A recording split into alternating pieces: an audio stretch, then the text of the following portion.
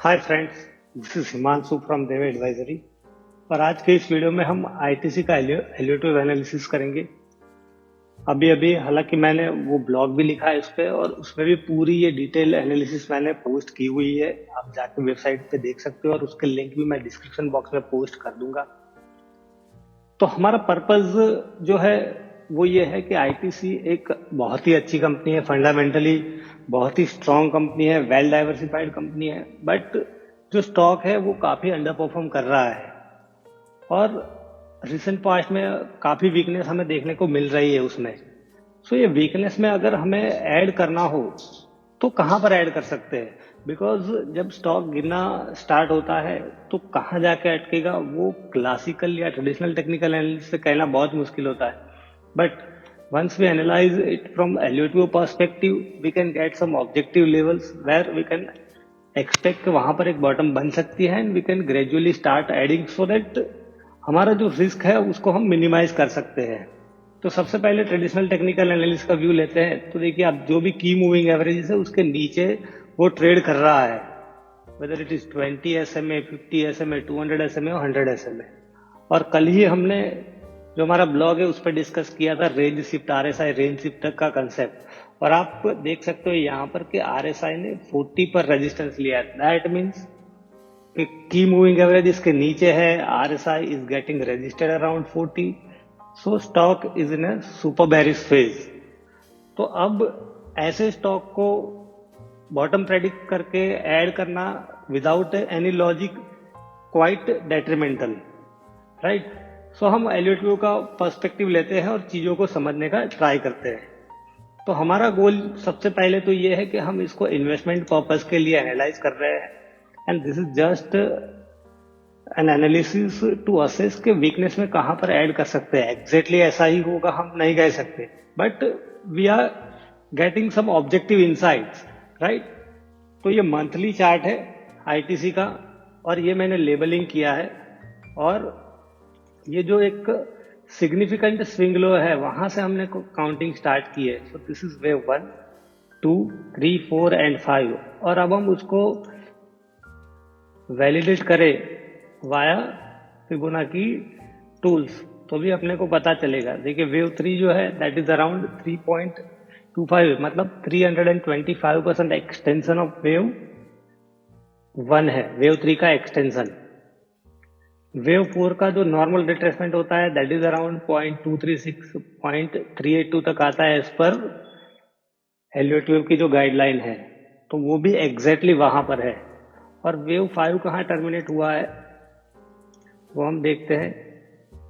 तो 0 to 3 -4, तो 0.618, 0.786 ये जो लेवल है उसके बीच में वो टर्मिनेट हुआ है, and this is as per the rules.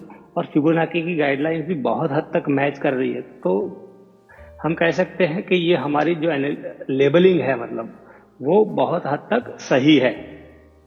Now ये जो करेक्टिव स्ट्रक्चर है, this is one impulsive move, right? और उसके बाद का ये करेक्शन है एबीसी।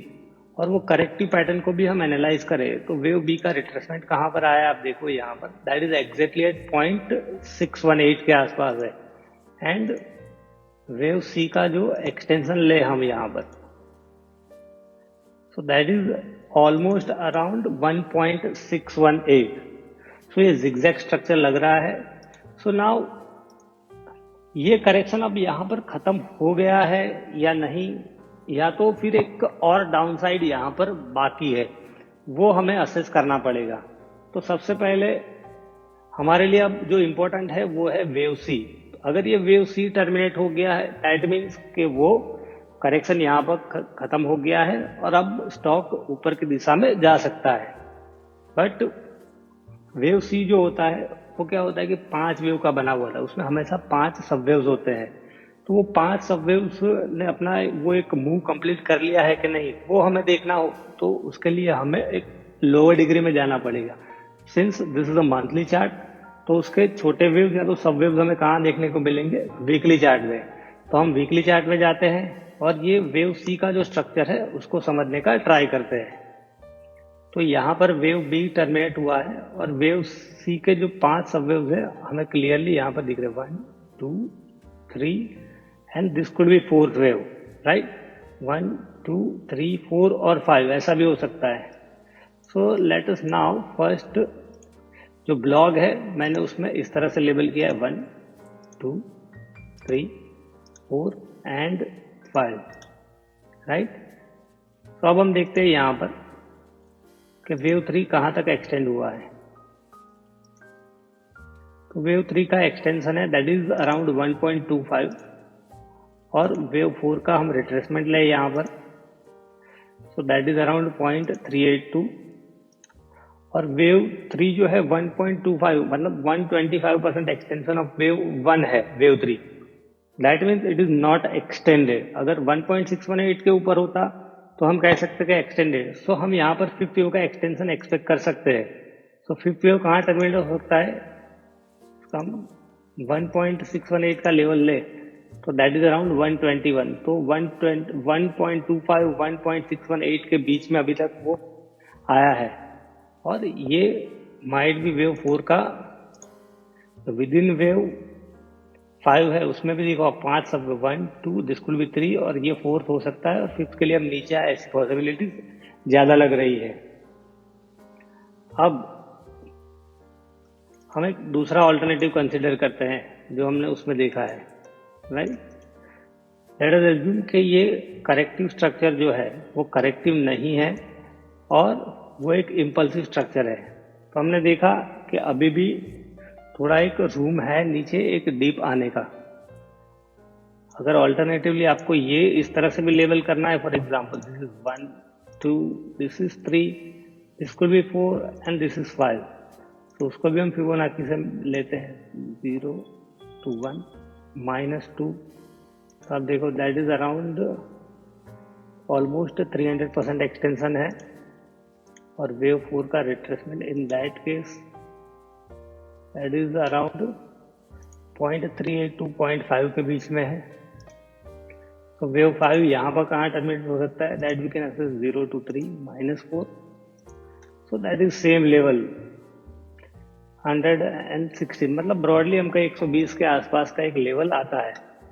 ये ऑल्टरनेटिव हमने जो ब्लॉग है उसमें कंसिडर नहीं किया, क्योंकि ब्लॉग में फिर क्या है कि मैं ज़्यादा लिखूंगा तो कंफ्यूजन ज़्यादा होगी। तो जो प्रीफर्ड काउंट्स है वो ही मैंने एक्सप्लेन किया हुआ है, बट जो ब्लॉग में हमने किया है वो इस तरह से 0 to 1 2 3 4 एंड 5, राइट। नाउ अब हम कंसिडर करते हैं कि this is not a corrective move, this entire move is impulsive. तो हम कैसे लेबल करेंगे, this is 1 this is our point 0, यहाँ से हम लेबलिंग स्टार्ट करेंगे। दिस इज वेव 2 यहाँ पर, this is 3 this is 4 and this is 5। So whether this labelling fits with in the guidelines और नॉट। एलियट वेव के rule के हिसाब से तो परफेक्ट है, राइट। अब गाइडलाइन के हिसाब से फिट हो रहा है कि नहीं वो हम देखते हैं। तो यहाँ पर हम वेव 2 का रिट्रेसमेंट लेते हैं सबसे पहले। तो आप देखो that is exactly around 0.618, this is perfectly fine. Wave 3 का एक्सटेंशन ले हम 0 to 1 -2, that is almost 1.618, that is perfectly fine. और वेव 4 का यहाँ पर रिट्रेसमेंट लेते हैं अब देखो एग्जैक्टली एट 0.382 के आसपास है।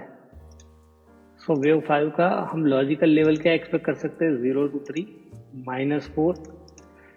सो सिंस क्या है कि वेव 3 इज एक्सटेंडेड नाउ 1.618 के आसपास है, तो हम 0.382 0.5 के आसपास वेव 5 टर्मिनेट हो सकता है। और कंपनी भी बहुत ही स्ट्रांग है फंडामेंटली, राइट। तो ये लेवल हम एक्सपेक्ट कर सकते हैं। तो ब्रॉडली हम कहें कि 120 125 तक का एक मूव बाकी है। और एक सिनारियो हमें कंसिडर करना हो कि ये वेव सी यहाँ टर्मिनेट हो गया, जैसे हमने पहले लेवल किया था। This is a corrective pattern है, this is A B and C, right. इस हिसाब से हमने लेबल किया और ये करेक्टिव पैटर्न है और ये सी खत्म हो गया है, बट ये पॉसिबिलिटीज नहीं लग रही है।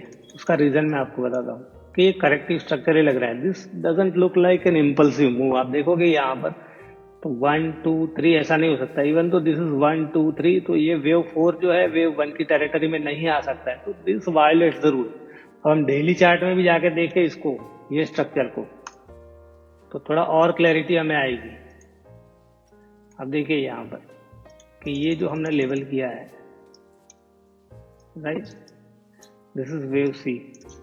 सो 1 2 3 4 5 ऐसा नहीं लग रहा है, ये करेक्टिव स्ट्रक्चर ही लग रहा है। आप देखोगे अब ये स्ट्रक्चर को हम थोड़ा डिटेल में वापस यहाँ पर एनालाइज करते हैं, जो मैंने ब्लॉग में नहीं किया है, तो क्या है कि आपको थोड़ा और क्लैरिटी आएगा। तो अब देखिए ये करेक्टिव स्ट्रक्चर देख के ही आपको बहुत क्लियर पता चल जाएगा कि this is A, this is B and this is C, right.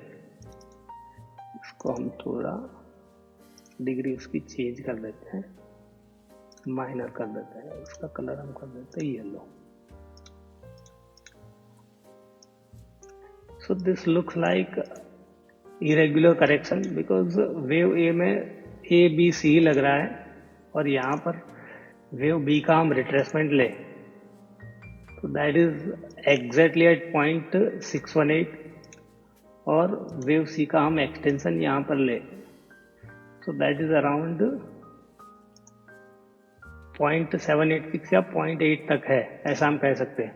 और वेव सी में भी आप देखो यहाँ पर कि 5 जो सब वेव है बहुत ही क्लियर दिख रहे हैं। This is 1 2, this is 3, this is 4 and this is 5. Wave 2 was shallow, so we could have expected a sharp wave 4, और ये wave 4 है, wave 1 की टेरिटरी में नहीं आ रहा है।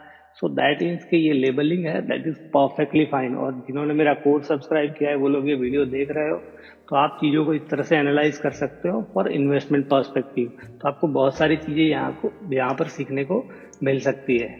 और अब आप देखिए कि this looks like 1, this could B 2, and now we are going for a third on the downside. So C wave अभी खत्म नहीं हुआ है। मंथली का जो C wave है उसमें भी हम क्या है कि 5th wave में है, और उसमें भी ऐसा लगता है कि डेली में जाके हम देखें तो उसमें 2 वेव कंप्लीट किए हैं और ये 3rd वेव है। और यहाँ पर ये लेवल अगर ब्रीच हुआ 157 तो उसका एक प्रॉपर कंफर्मेशन हमें मिल जाएगा कि yes this analysis is perfectly fine. अगर हम ऐसा एज्यूम करें कि this could be A, this could be B, तो अब आप क्या कर सकते हो, अगर बुलिश व्यू आपको रखना है सो इन दैट केस ऑल्सो आप क्या कर सकते हो यहाँ पर कि 160 158 के आसपास ये एक स्टॉप लॉस है बी का, दैट इज अराउंड 157 और 157.5 157। सो 160 के आसपास आप ट्राई कर सकते हो विथ स्टॉप लॉस ऑफ 157। तो बहुत ही छोटा स्टॉप लॉस है। अगर यहाँ से ही रिवर्सल आ गया आपका जाएगा कुछ नहीं, राइट, और रिवर्सल आ गया तो आपको एक अच्छा रिस्क रिवॉर्ड रेशियो सेट होगा। बट ये 157 उसने ब्रीच कर दिया, देन फिर आपको बहुत ही कॉशियस रहना पड़ेगा। फिर आपको सीधा 125 120 ये लेवल्स देखने को मिल सकते हैं, उसकी प्रोबेबिलिटी फिर बढ़ जाएगी। So we are discussing probabilities, ऐसा ही होगा, चीजें ऐसे ही डेवलप होगी वो मैं नहीं कह रहा हूँ, but this is the probability. So I hope friends कि ये वीडियो से आपको ट्रेडिंग में और आपके इन्वेस्टमेंट में जरूर हेल्प मिलेगी। Thank you.